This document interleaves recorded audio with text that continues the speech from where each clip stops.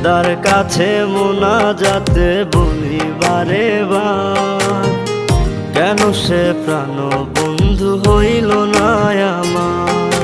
খোদার কাছে মোনাজাতে বলি বারে বার, কেন সে প্রাণ বন্ধু হইল না আমার।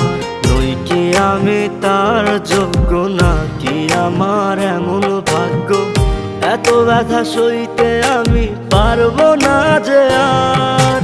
খোদার কাছে মোনাজাতে বলি বারে বার, কেন সে প্রাণ বন্ধু হইল না আমার।